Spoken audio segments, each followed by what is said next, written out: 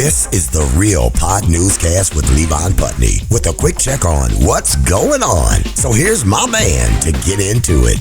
Happy Friday. Well, a wet, chilly one the past couple days here in the Northeast, so I've been inside and just getting around to watching The Diplomat on Netflix. Man, that's a great show. Glad they said another season's coming.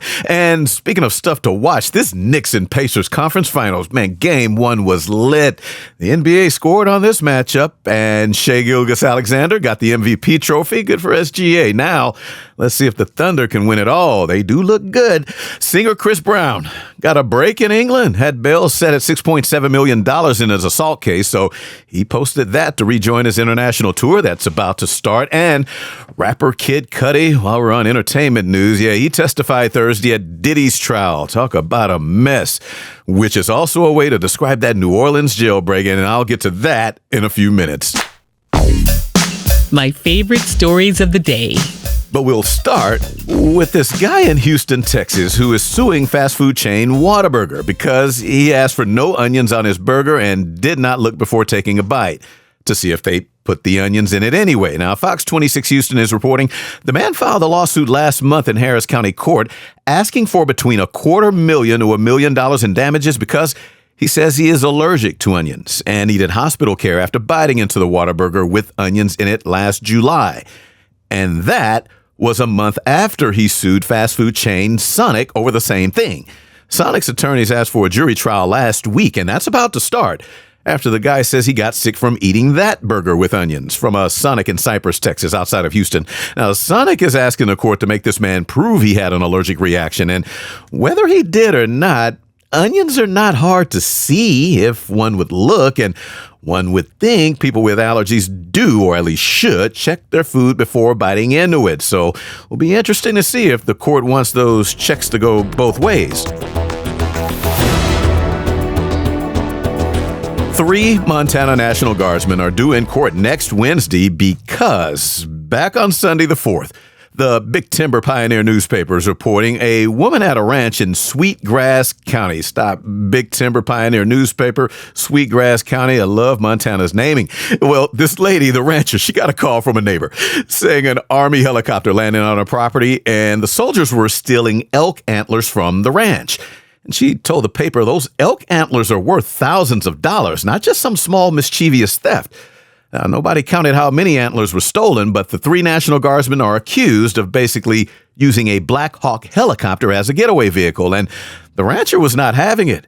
She reported it, and once the Black Hawk and word of this got back to the National Guard, a spokesman says the pilot talked to the rancher twice to apologize and return the antlers, but too late to avoid charges, and the rancher told the Big Timber Pioneer that at least some of the officials she talked with used the excuse these are good guys, and that she doesn't want to ruin their careers. But to that, she said, should have thought about that before doing this, and she thinks people should know this is happening. So I did the story to help.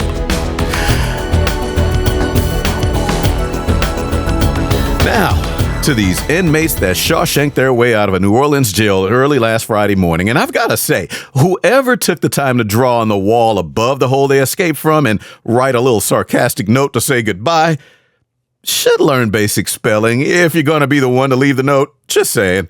But great job, though, at making this comical. Now, for those who don't know, 10 inmates broke out, and the Associated Press counts 5 who've been caught as of taping this Thursday afternoon, so 5 are still out there, and 3 jail workers were suspended, and a maintenance worker was arrested and charged with helping because investigators said in the arrest report he told them inmates said they would stab or shank him if he didn't help.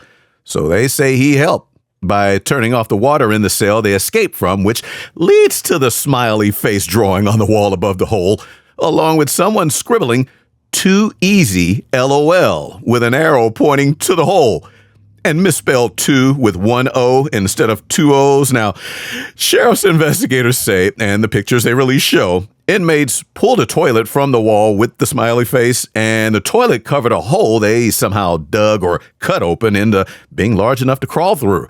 Now, the sheriff says this happened after they forced open the cell door to get in, and it was on surveillance video at 12:22 a.m. Friday. Then around 1 a.m., surveillance caught them all running out of a loading dock, and 19 minutes later, they were climbing a fence using a blanket to cover the barbed wire. And the sheriff says they didn't notice until about 8:30 later that morning. So the artists had all the time they needed for someone to spell check him on misspelling 2 with 1 O, but that smiley face with the tongue, oh, that's worth a search online to at least see. Now, as for the worker, he avoided the stabbing, but not the 10 counts of principal to simple escape and malfeasance in office charges.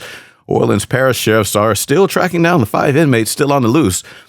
Back in a moment, but before we break, check out the Jams podcast. Blazing the best hip-hop, R&B, reggae, soca. You can download the Jams podcast mix for free. Just Google search Jams podcast mix. It's Jams Hour Mix with Greg H. He'll never do. But, ooh. Ladies, are you tired of matching with guys on singles apps? Yes, you could have stopped right there. Only to get unsolicited pics of peckers? Ugh. Well, try Stumble. The Stumble dating app gives women the power to choose whether to see explicit pictures. Nice. Nope. Pics sent only after the sender fills out a required description. And be honest. And our embedded AI assistant Becky is teachable. I do not want any man who talks about politics, D&D, or crypto. So that women can use it to act as sort of a go-between and lead men towards more personally fulfilling conversations. Are you telling these guys to watch Real Housewives? They keep talking about Dina's husband. So stumble onto Stumble and stumble into love. Are you telling these guys to watch Real Housewives? They keep asking about Dinah's husband. No!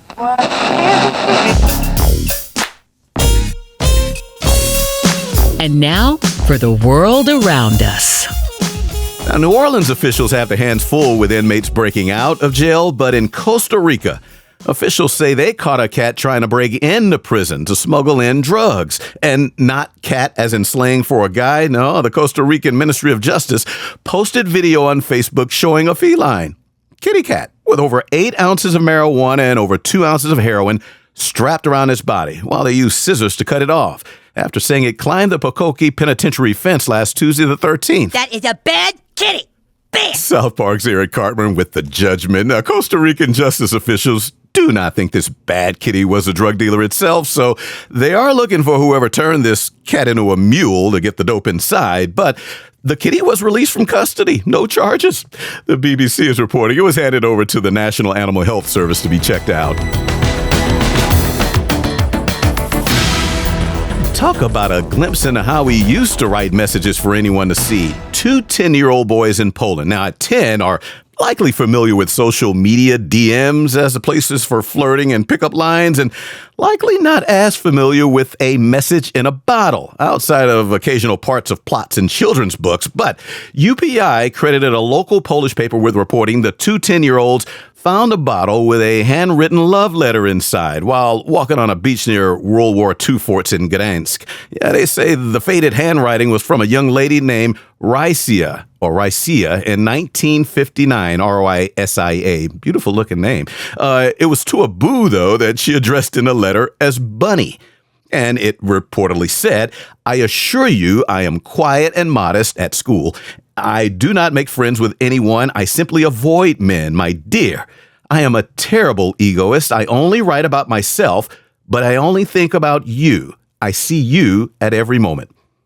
Man, Isley Brothers would be impressed with that level of poetic penmanship on love, compared to "you up," that our 21st century minds can only think to type and send. So the boys got in touch with a museum in Tarnow to see if they can help track down the young lady named Rysia who wrote the 66-year-old letter in a bottle. I hope they find her family, or Bunny, the guy. A little ironic, though, that social media could actually help in the search, too. You ain't gonna have no cakes. Chocolate cakes is over with. Not if you head to J-Dub's Pigeon Coop. $5 a dozen for eggs laid minutes before, fresh out the mother pigeon. It can't get more organic than that.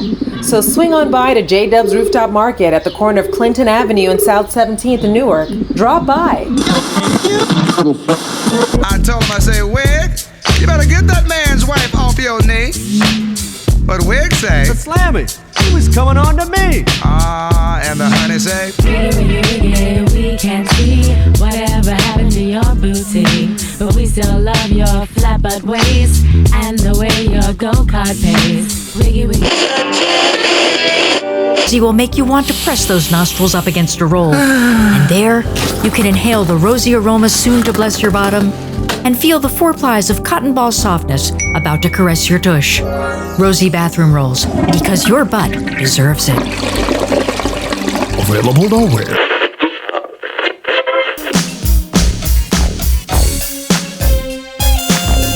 And that's it for another Real Pod newscast. Thanks as always for listening. And if anyone prefers a shorter version without celebrity B-days or music, that's up on YouTube. So please check that out. Follow and like. Have a great weekend, everybody. Back on Tuesday. This has been the Real Pod Newscast with Levon Putney from Shawshanked Productions. And for more, hit up the website, reelpodnewscast.com. That's real with 2 E's. This is Big Daddy Marty Allen. Thanks for listening.